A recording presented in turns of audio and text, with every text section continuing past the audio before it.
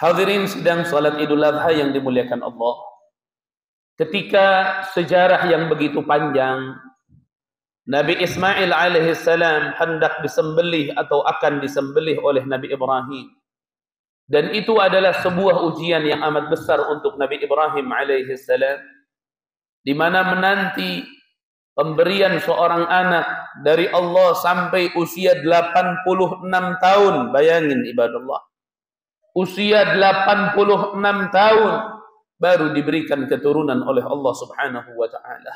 Dan itu Ismail, anak pertama dari Siti Hajar.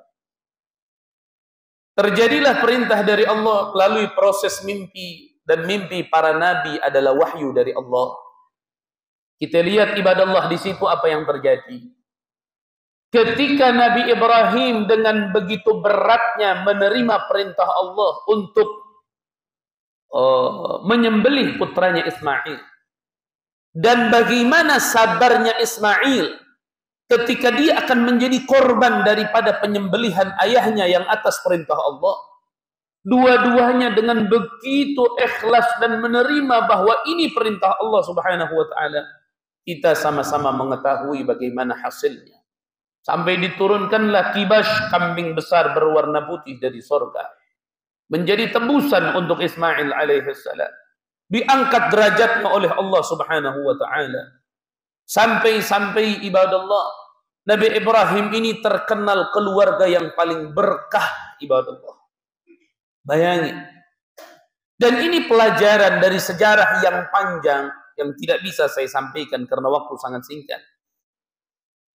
Di sini adalah sebuah kejadian yang tidak khusus untuk Ibrahim dan Ismail saja, tidak.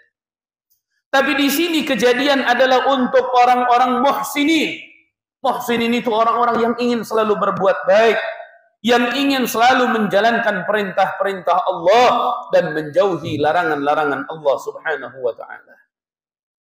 Maka ketahuilah ibadallah, ketika kita mengetahui dari hasil cerita atau sejarah bahwa Nabi Ismail tidak terbunuh, bahwa Nabi Ismail dalam bahasa lain tidak mempan untuk digorok, sebenarnya hakikatnya Allah memerintahkan Ibrahim ini bukan untuk membunuh Ismail, bukan untuk membunuh ruh dan jasad Ismail, tapi untuk membunuh rasa yang ada pada diri Ibrahim terhadap Ismail.